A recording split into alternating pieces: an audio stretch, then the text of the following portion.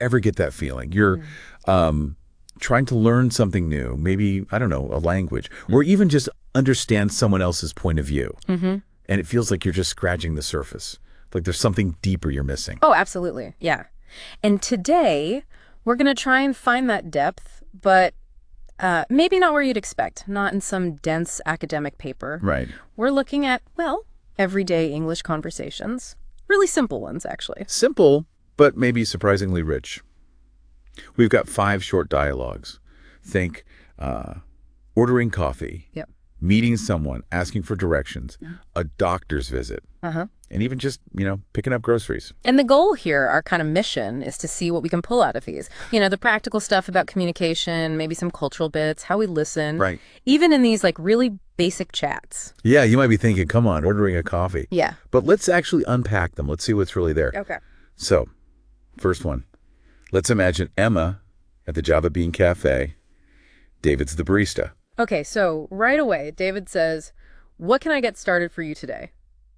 That's the script, isn't it? Totally. It's the standard polite opener. Kicks off the whole, service thing. And Emma's reply, I'm not sure. We've all been there. Oh, yeah. But what David does next is interesting. He doesn't just wait. He says, our caramel latte is very popular. Right.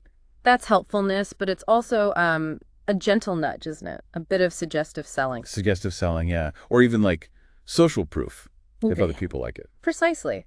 It guides her decision. Then after she orders, you get the classic, would you like anything to eat with that? Muffin or maybe a croissant. The upsell. It's so common you barely notice it sometimes. It's just part of the routine in these places, trying to, increase the sale. And then the wrap up. Have a seat and I'll call your name when it's ready. Clear instruction, end of that bit. It's these patterns, these sort of formulaic exchanges.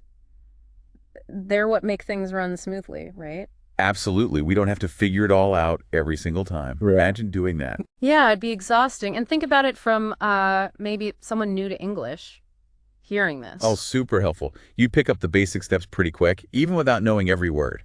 Gives you a framework. Exactly.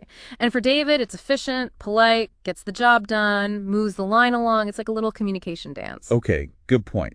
Let's shift scenes. Now we're on a college campus. Sarah meets Mike. She's new. Right. And this one shows how those first connections often happen. Sarah starts with, "Hi, is this seat taken?" Yeah, nice and simple. Low risk way to just initiate. Totally. And then she immediately explains why she's talking to him. "I'm new here, just started this week." Gives context, invites a response, and Mike jumps right in. "I'm Mike. What's your name?" Standard introduction sequence. And then they do that thing where you search for common ground. Okay, different subjects, English Lit and Comp Sci. Doesn't matter that they're different, though. It's the act of sharing, right? Putting a little info out there. Exactly. Here's a bit about me, and then Mike's offer. "If you need help, just ask me." That's quite important, I think. Yeah, it really is. It signals openness, willingness to help, builds that initial bit of rapport. A small thing, but makes a difference if you're the new person. Definitely. And then it escalates slightly, doesn't it? "Are you free this weekend? There's a student club meetup." Moving it forward. From just chatting to a potential shared activity. That's how connections deepen, isn't it? It really is. You see the steps. Polite opening, intro, find common ground, offer help, suggest something more. It's a kind of template. Have you ever, consciously thought about that structure when you meet someone? Or does it just happen? Mostly it just happens, I think. But the underlying principle is that balance, isn't it? Sharing a bit, showing interest, building trust, basically. Yeah, trust and maybe shared space. Okay, third one. Let's picture being lost. Tourist needs directions to the City History Museum. Right. And here, the priority shifts completely. It's all about clear information. Starts with, the universal "I need your attention politely" signal. Followed by the direct question. "Can you tell me how to get there?" No messing about. And the local gives simple, clear instructions. Go straight down this road for about 2 blocks, then turn left at the traffic light. Just the facts. Notice the confirmation loop, too. The tourist repeats, "Okay, 2 blocks," and then clarifies the sequence. "Got it. So straight, then left." That's crucial active listening. Making sure you've understood avoids getting even more lost. Definitely. And then you get the quick, friendly closings. "Enjoy the museum. Have a great day." Adds that little touch of warmth to a functional chat. Yeah, it shows that cultural aspect, Yeah. helping someone out. But the core of it is that super clear, unambiguous language. Absolutely. Think about times you've been lost. What kind of directions actually work? The simple ones, landmarks help too, but mostly it's just sequence. Step by step, keep it basic. Yeah, no jargon, clear turns. That's what you need. Okay, scenario 4. We're moving to the doctor's office. Maria is telling Dr. Smith about her symptoms. And this one really highlights how important precise language is in a health context. Maria needs to explain clearly what's wrong. She does it quite well, actually. Uses specific phrases. Sore throat for the past 3 days, mild fever, a bit of a headache. And she adds detail about the cough, a little, mostly at night. That kind of information is useful for the doctor. And the doctor's questions are very focused, aren't they? Any other symptoms? Have you been coughing? Trying to narrow things down? Exactly. Gathering the necessary pieces of the puzzle for a diagnosis. Then you get the advice. Rest, drink plenty of fluids, and take the medicine. Clear, actionable steps. And I like that Maria asked, do I need antibiotics? She's engaged, taking an active role. Yeah, good point. And the doctor explaining why not yet. That's also key communication, right? Managing expectations. It really is. It's a two-way street. Patient needs to be clear. Doctor needs to explain clearly. It's fundamental to good care. Makes you think about how you describe feeling unwell.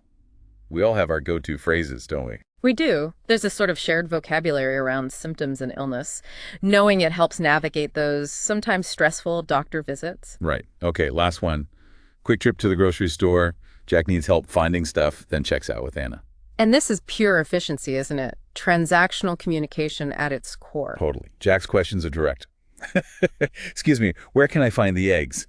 And do you sell almond milk? Straight to the point. And Anna's answers are equally direct. Location-based. Back, near dairy. Aisle 3 on the right. Boom, boom. No wasted words. Then the checkout. Even faster. Yeah. Did you find everything okay? The total, $18.75. Handing over cash. Here you go. Out of 20, here's your change. Done. Every phrase has a clear, practical job. It's a really good example of how much of our day involves these quick functional exchanges just to, get things done. It really is. These short interactions are kind of the hidden engine of daily life. Exactly. Think about your own shopping trips. When you ask for help or pay, you probably use almost identical phrases every time. Yeah, you do. You don't even think about it. It just comes out. It becomes automatic, ingrained. So, looking back at these 5 little conversations, it's actually pretty amazing how much is packed in there, isn't it? It really is. Communication rules, social norms, practical language. It's all embedded in these seemingly simple moments. Yeah, it gives you a window into the kind of unspoken agreements we have that let us interact smoothly. And, actively paying attention to this stuff, it can genuinely make you a better communicator. You start noticing the patterns. Especially if you're in a new environment or just trying to understand English better in real-world use. These everyday chats are gold mines. What really strikes me is that even the most mundane chat has a structure, a purpose. And once you see that, Yeah. well, you can use that understanding yourself, become more effective. Okay, so here's something to maybe chew on. A final thought. The next time you have a casual chat, or even just overhear one, try to really listen. Like, actively notice the words people choose, the tone they use, maybe the pauses, the things left unsaid. How does tuning in like that change what you understand about the whole interaction? You might actually find some surprising layers when you listen that closely.